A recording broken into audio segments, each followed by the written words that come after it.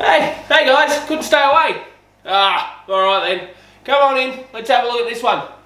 Hey guys, so in this video we're going to have a look at the discus breeding tank and how I set it up on a budget. So let's get it.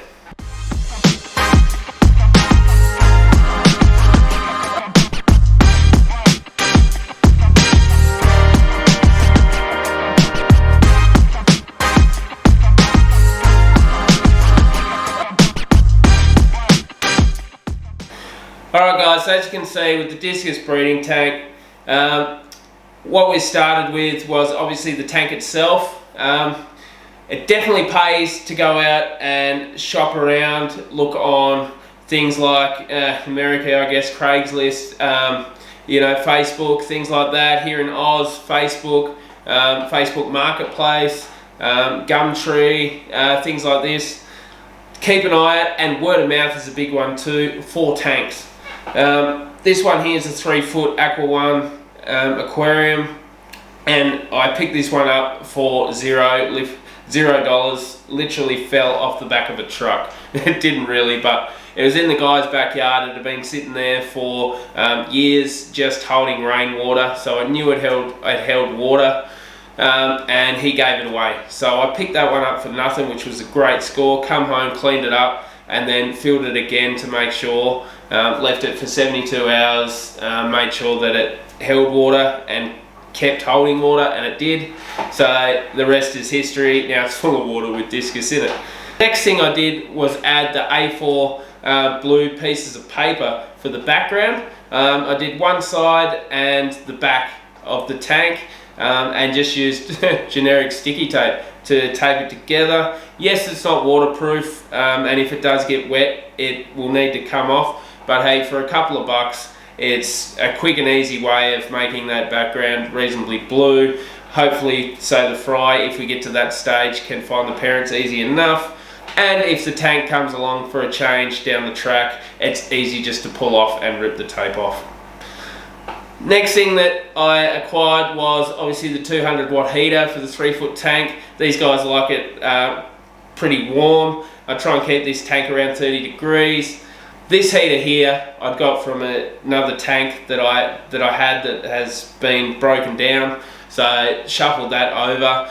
You will have to fork out for a heater if you don't have one, but that's just an expense that's going to be there. So the next thing you want to get is filtration. I did buy one new sponge filter, but also used a small seeded sponge filter that I've transferred straight into the tank to give the tank a kick start before the discus pair went in.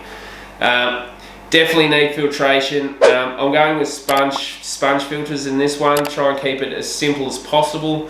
They are black sponges. I have heard that the fry may get lost and go for the darker colours, but we'll see how we go, and we'll see how this runs with the black sponges at this stage. If you follow the channel, you know that these guys have already had 3 cracks at laying eggs. They've laid, but we haven't got to hatching stage yet. So we'll see how we go, and we'll keep assisting with this pair, and hopefully they can work it out. With the light, check out the Imaginarium light unboxing that I did on the channel. It's primarily for a 2-foot tank, but I've used this one to chuck in the middle of this to give them plenty of light for the 3-foot tank, just so they can see, and for the fry to be able to see the parents if we get to that stage. So the next thing I had was the yoga mats. The yoga mats come in super handy to put the tank on. You can get these from places here in Oz like your Big W's and your Kmarts and things like that. If you want to cut them up, go for it. Cut them to size is even better.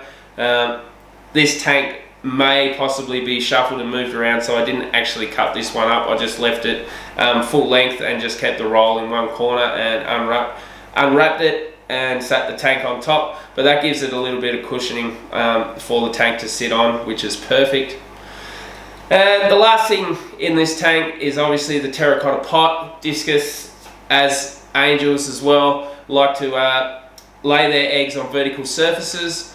I wanted to do this as cheaply as I can. I already had a Terracotta Pot lying around that's been in previous tanks before. It's perfect for the discus to lay on that vertical surface. They're literally like $1 or $2 Australian from a hardware store. They are cheap as chips, if not cheaper than chips these days. And you'll notice that there is a hole in the top of most terracotta pots. All I did with this one was got a bit of sponge and filled the hole at the top with sponge so nothing can get through. So I hope this helps you guys just to set up your own breeding tank if you want to. This is how I've done it and done it on a budget. I really hope this helps. It always helps me to hit that thumbs up button. Definitely hit that subscribe button, and I'll see you guys in the next one. See ya.